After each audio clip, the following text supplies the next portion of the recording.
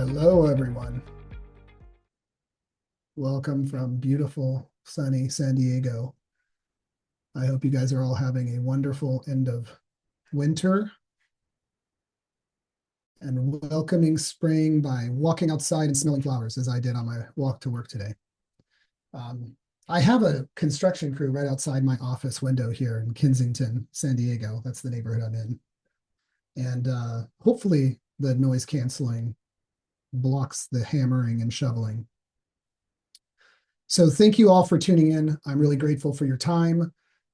Last week was a really massive event taking place for all of computing, cloud, sovereign, and of course, downstream from that, enterprise applications. I'm speaking, of course, about the NVIDIA GTC conference. There was announcements that are really important to everybody understand. So I want to help interpret what happened that was such a tectonic shift last week. But I'm going to start off by having Jensen tell you his thoughts. This is one of the areas that is incredibly important as we continue to expand AI throughout the world. One of the capabilities that we offer is confidential computing. That in confidential computing, you want to make sure that even the operator cannot see your data. Even the operator cannot touch or see your models. Confidential computing, NVIDIA's GPUs is the first ones in the world to do that.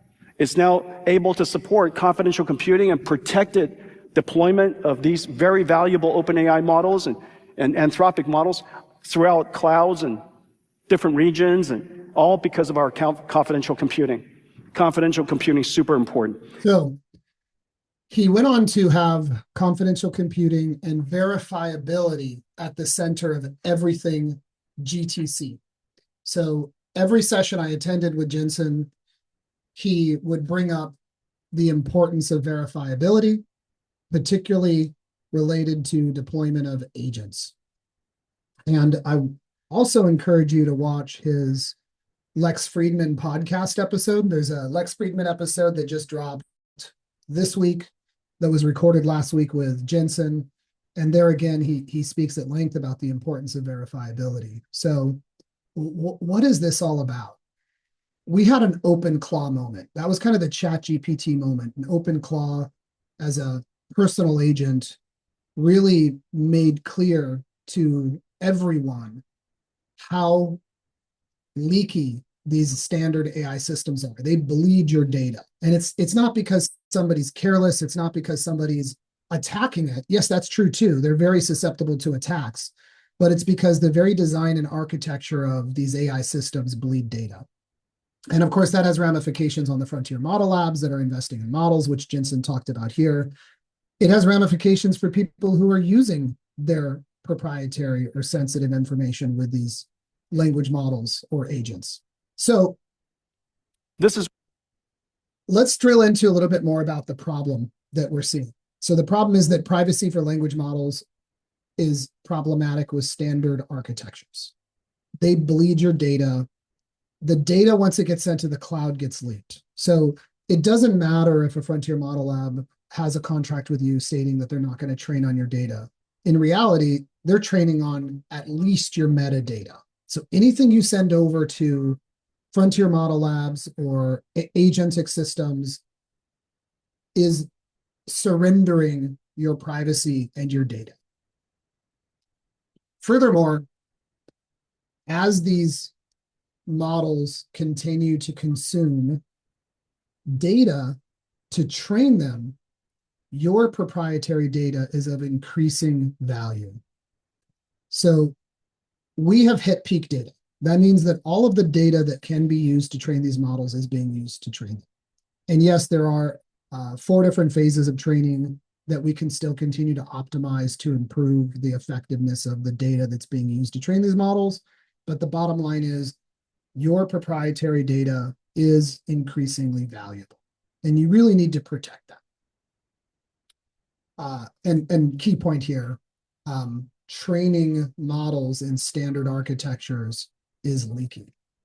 So Next, agentic systems, as Jensen has said, is obvious to anybody who's built agents, are intrinsically leaky. I'm going to walk you through in a moment exactly where these leak across 3 trust boundaries, 46 data bleed vectors, not even accounting for attackers. Just by standard architecture, they bleed data.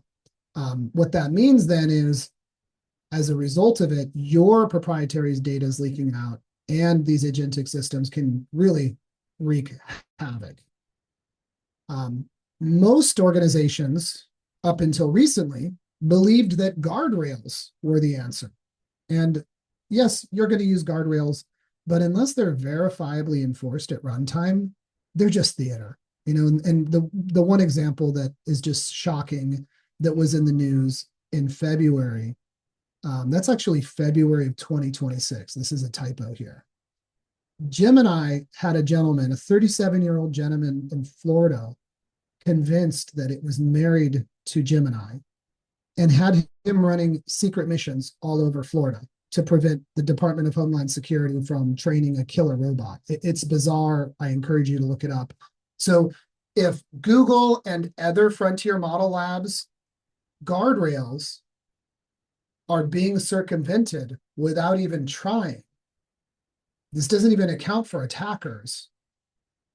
How secure is your data and systems with your guardrails? These things have to be verifiably enforced in runtime. And there is a way to do this. We'll get to in a second. So the problem of privacy and trust, the real impact is that if you look across this, it prevents companies from getting value out of AI systems because of concerns around putting their most sensitive data. And the only way to get differentiated value from AI systems is to use your most sensitive data. And as you can see here, all of the surveys across AI builders, CIOs, CTOs, CISOs indicate the same thing. The number one concern preventing them from deploying and getting value out of AI systems or agentic systems is concerns around privacy, security, and that these things are going to run amok, because they do. In current architectures, that's exactly what's happening. So again, I cannot overstate the importance that Jensen, who he's bet the entire company. He's bet trillions of dollars on this core technology of confidential computing. And he's done so not just with the GPUs offering confidential computing, but also at the networking layer with BlueField, which we're going to do a deep dive into. So before we get into the announcements of what occurred from NVIDIA, there's a couple of key ones we're going to drill into. One is around confidential containers that they did with Red Hat that we were a participant in the announcement. The other one is around BlueField. Those are the two really critical ones that I'm going to drill into. But before we get into that, let's just take a look at where your AI systems using standard architectures are bleeding data. We mapped 46 of these vectors in collaboration with our design partners, Anthropic, ServiceNow, Accenture, across 200 enterprise AI leaders who are builders. And then we validated this with NVIDIA, Intel, AMD, and Azure. Now, there's 46 vectors, 8 categories. I'm going to provide you with a hyperlink to download this report in a moment, but I want to go through 8 of the most common ones, beginning with number 1, the proof gap. So there are regulations in Europe and the US that now require runtime proof, runtime evidence of policy enforcement, and also the component parts of your stack. Next, number 2, your application performance monitoring logs all of your AI prompts and content by default if you're using a third party. That means that all of your most sensitive information as part of your agent communications, your chats, your context, your most sensitive data is being sent and stored as part of a cache somewhere. So depending upon the size of your organization, this is literally hundreds or thousands of people who are accessing the data that's the most sensitive as part of your users' input into these systems. Number 3, data in use.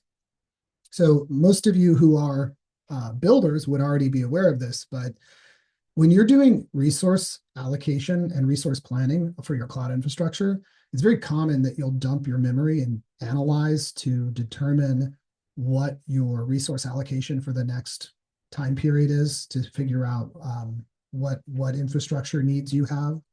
When your ops team, your cloud ops or DevOps team does that, they're seeing all of your inference, everything. So if you're in a regulated industry, that means PHI, PII, HIPAA.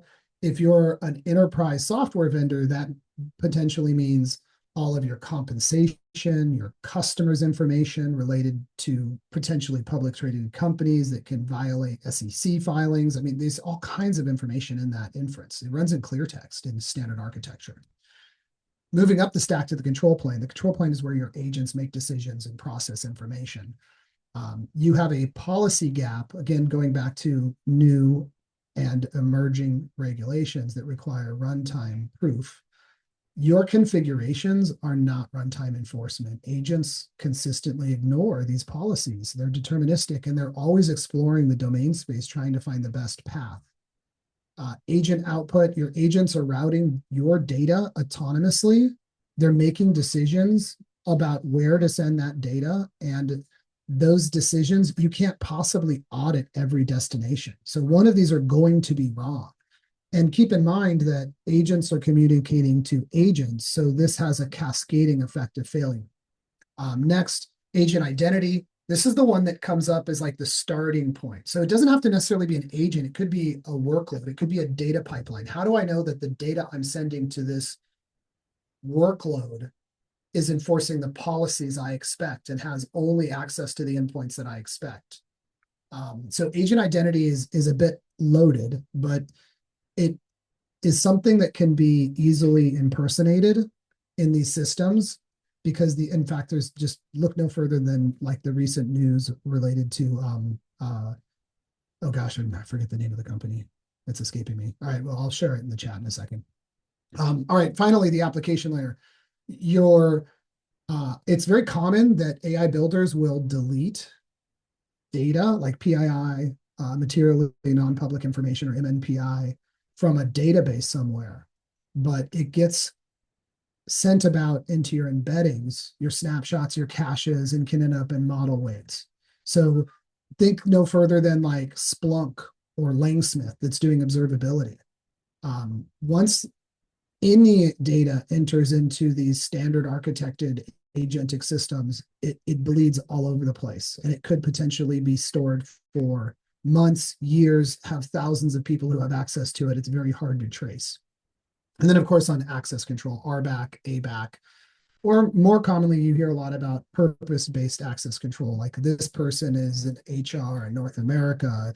Do they have permission to actually ask these questions or get access to these systems or data? That in standard systems is not deterministically enforced. And in fact, if you're using things like vector database, it isn't, there's no concept of the source system's permission or access controls.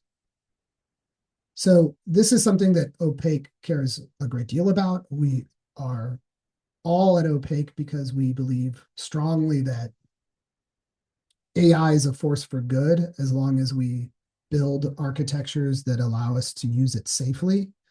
And we want your help. We need your help. Please contribute to this work. I'm providing for you a link in the chat.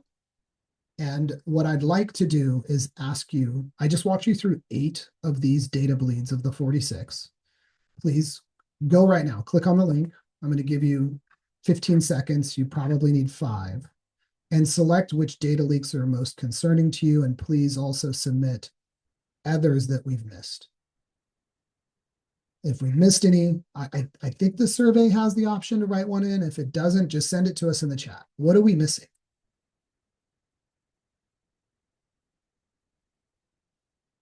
I'm going to leave uncomfortable silence just so that you go fill out the form.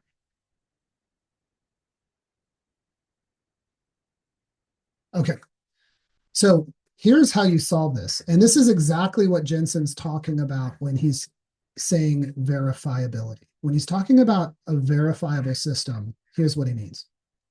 Using hardware attestation. There's 2 parts to confidential computing, right? There's 2 big component important parts to understand.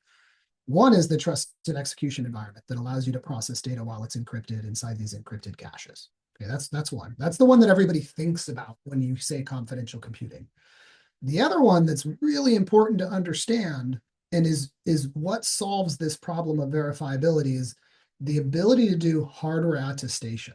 So this is taking an encryption key baked into the GPU or CPU, the confidential silicon, and attesting, signing the component parts. And you'll see an attested report in a moment. But what that means is that the hardware does the security review. It's not something post facto that the security team does looking at screenshots. It's actually enforced in the hardware. So what's enforced in the hardware? Whatever you want. So every layer from silicon to infrastructure to workload graph is hardware attested and verifiable before execution. So when I say whatever you want, what are all of the enterprise policies that you wish to enforce in your agentic system? Well, that it uses a specific identity provider, that it enforces RBAC and ABAC, that there are a whitelist of tools, that only these tools can this agent call, or this person using the agent can only call these tools and data sources. That it runs in your virtual private cloud, that it only communicates over an encrypted channel, that any policy you want gets encoded into the identity of the workload. So when I say verify your workload before you send your data to it, that means you can confirm the integrity of the workload, that it enforces the policies and runs where you expect before you send data to it. And then during execution, those same policies become bound to that runtime. And it's enforced by the hardware. It's provable. So Jensen's talking about nobody can see your data, not the operator, not your admins, not the hyperscaler. Well, that's great for sovereign cloud, right? That means that if you're our partner, TII in the UAE, we'll talk about them in a second, they care a great deal about data sovereignty because it's their citizens' healthcare data, for example. And they want to ensure that nobody can access that. But this goes beyond just nobody can see the data, that it's provably private. It means that it's provably governed. Your policies are enforced at runtime. So let's say you're ServiceNow, an Opaque customer, or Anthropic, an Opaque customer. You can provably enforce the policies at runtime, ensuring that you can produce receipts for your downstream customers to say, listen, not only can I not see your data, nor can the data center or hyperscaler where I'm processing it, but here's proof that your policies were enforced during runtime because everything's proven after. So you deliver math to your auditor. Here is the actual signatures you can independently verify instead of, no, we promise that we aren't training on your data. We promise that we didn't bleed your data accidentally. Now, what this means is those 8 leaks that we've covered already, that hopefully you all went and ranked, they're either all solved or mitigated. So of the 46 data bleeds that I mentioned that we've mapped, and we're happy to make that report available if you request it, this approach, what we call confidential AI, which builds above confidential computing, utilizing the attestations to build a strong verifiable identity and verifiable policies and proof of trust receipts. This approach solves 76%, solves or mitigates 76% of those 46 data bleeds. I wish I could report to you that we solve 100%, but we solve 76%. Now, what was announced?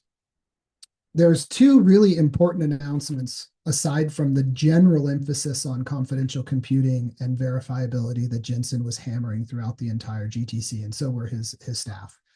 One, NVIDIA released extensions to Coco. So Coco is Kubernetes confidential containers. It's what Opaque builds on.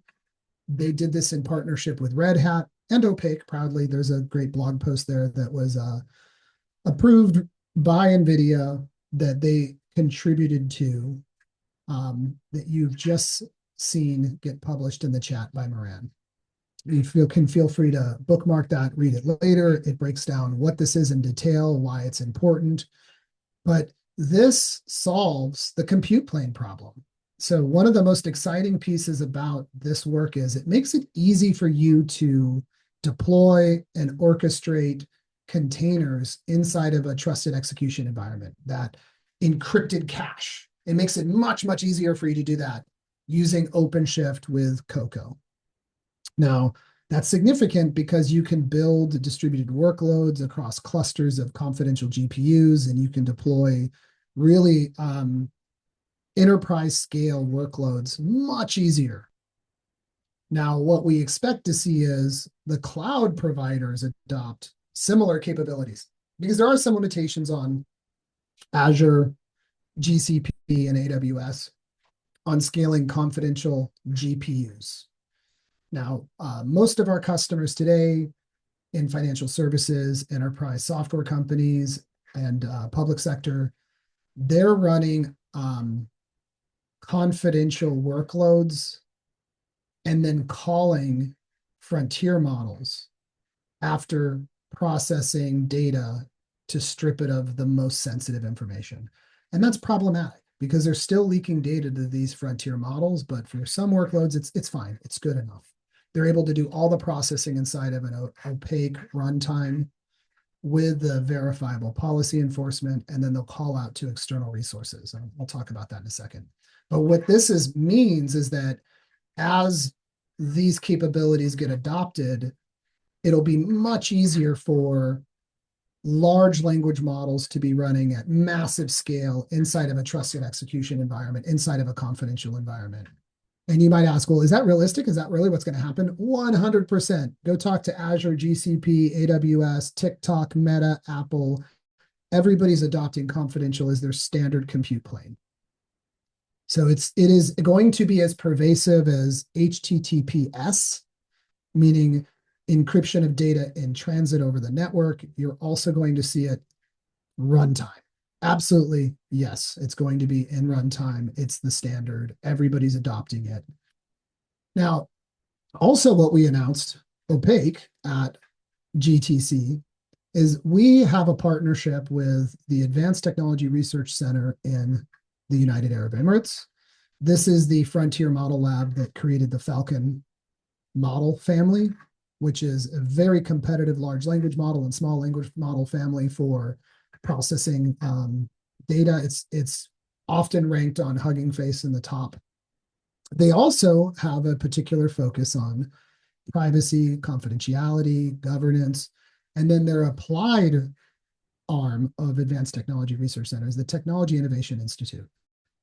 So as part of our most recent Series B investment, this UAE entity is an investor and a technology partner. So Opaque has always been known for doing confidential inference. So what I've just described about before, during, and after, provable privacy, provable enforcement of policies, that's what I mean by opaque inference.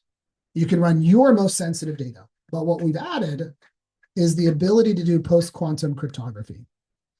Through a partnership with TII, we now enable post-quantum crypto. Now, what that means is you may think, oh, well, quantum computing is so like 5 or 10 years from now. Well, the fact is, read the news. There is a concept that is actively being pursued by bad actors. They are doing this today of harvest and decrypt later. So they're harvesting as much data as they possibly can. And with quantum computing, when it becomes available to them, they're going to decrypt the data.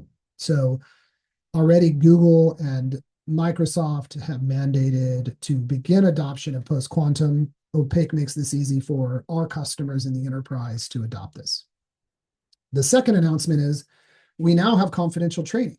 Historically, we'd stayed away from training. We didn't have a high-performance stack for doing that. We hadn't invested in it. Well, TII has. They built a terrific confidential training technology that we are now taking to market. We call it Opaque Training.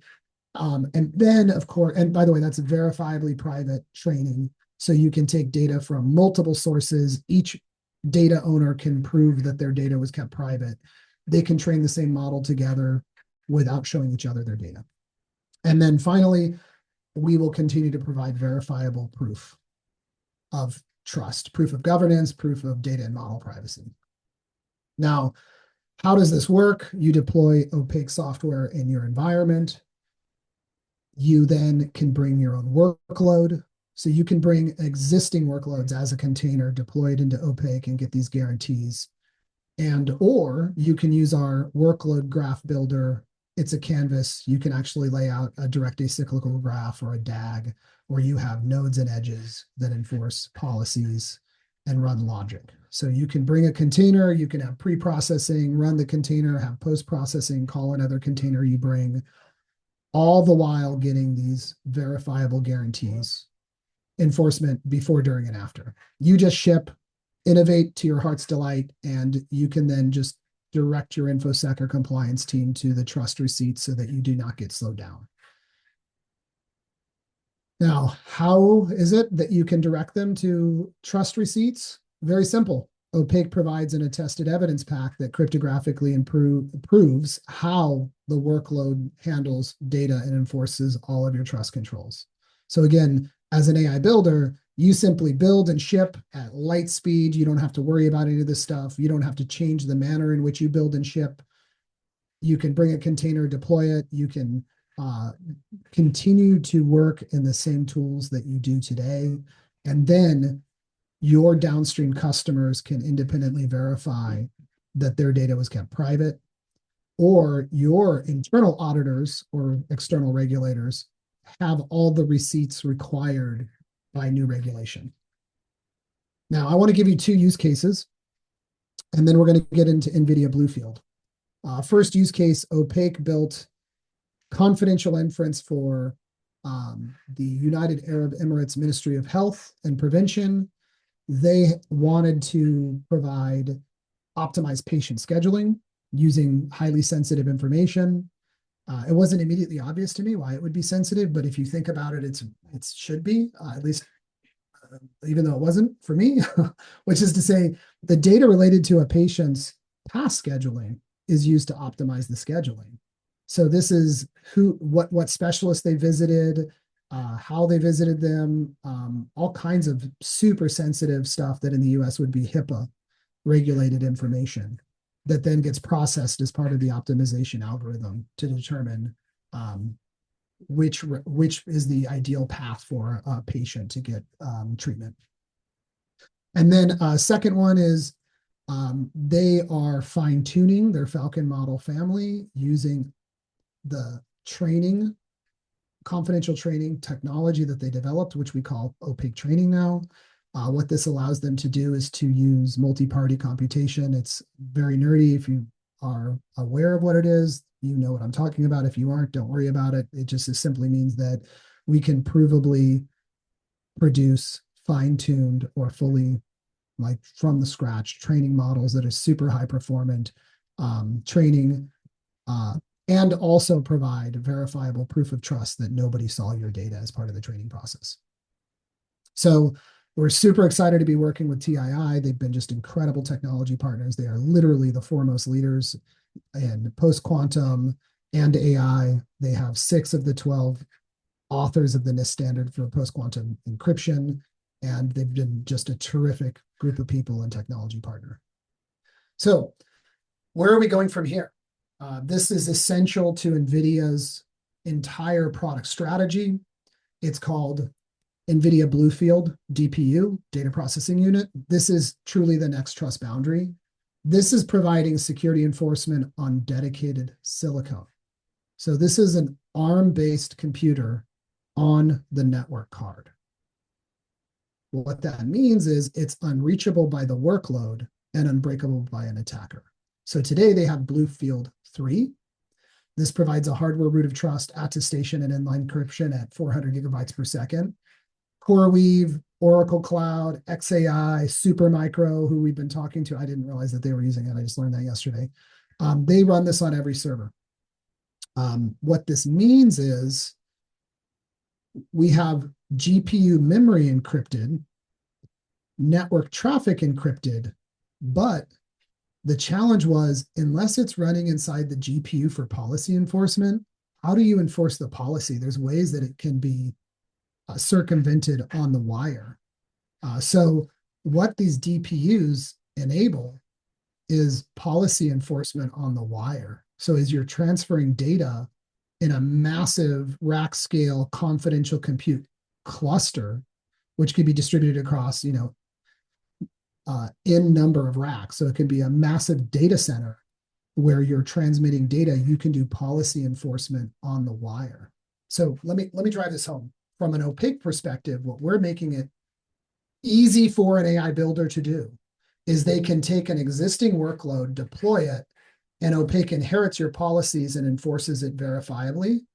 Or you can bring your own containers and then very quickly lay out a workload graph consisting of agents calling other agents, calling your container, calling deterministic logic, calling another container that you brought in.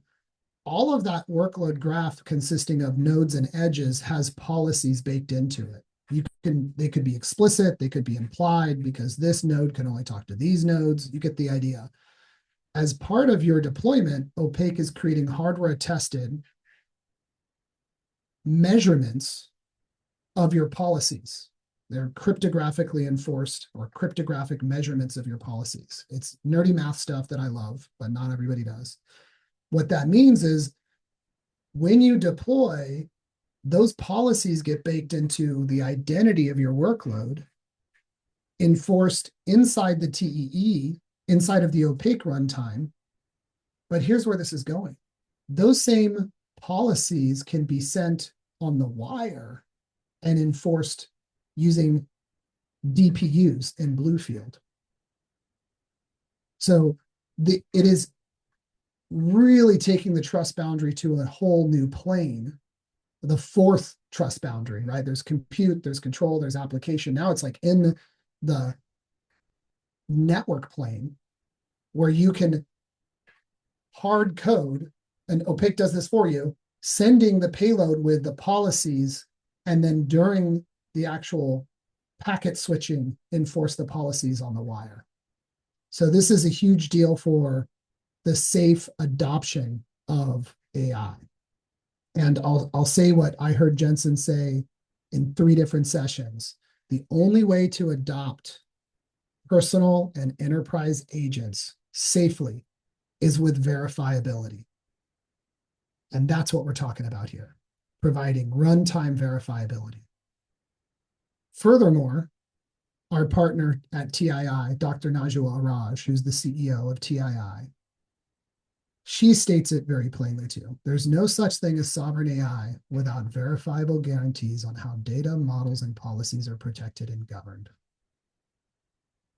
And Opaque does that at the software layer, but it requires hardware root of trust. So last week at GTC, I'm not overstating, it was a tectonic shift in the market that was announced. And thank you so much for tuning in and getting, I'm grateful for your attention. I have one more favor to ask of you.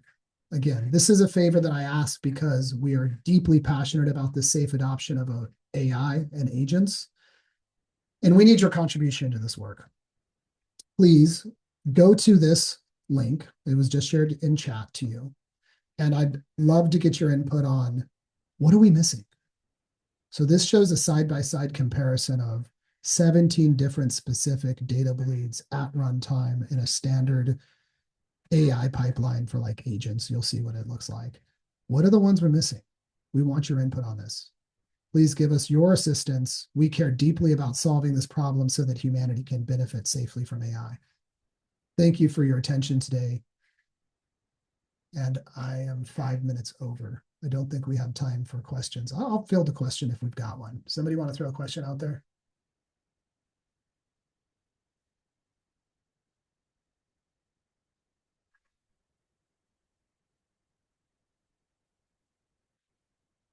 All right, I'm being told that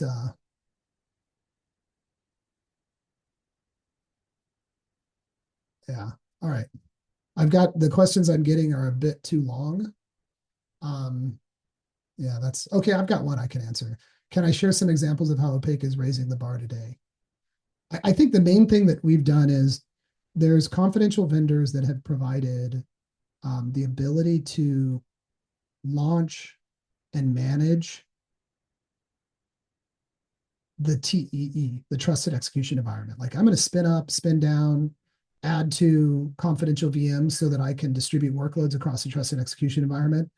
That's table stakes. Like that is what all the hyperscalers, Google, Microsoft, AWS, and now OpenShift does.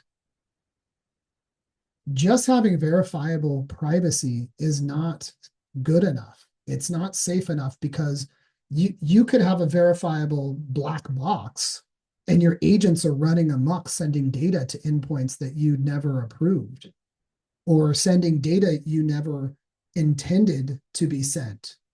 So the thing that Opaque has done to raise the bar, and now everybody else is following, which is great because we can't do this ourselves. It takes the whole ecosystem, is we need to have verifiable policies that are portable. So those cryptographic enforced policies need to be portable so that they can be sent and enforced in a DPU or in a completely different workload in another cloud. So that's one of the key ways that we're raising the bar. And I think I will end on that high note. Thank you for the softball question, Chris. All right. Everybody have a wonderful day. Thank you for your time.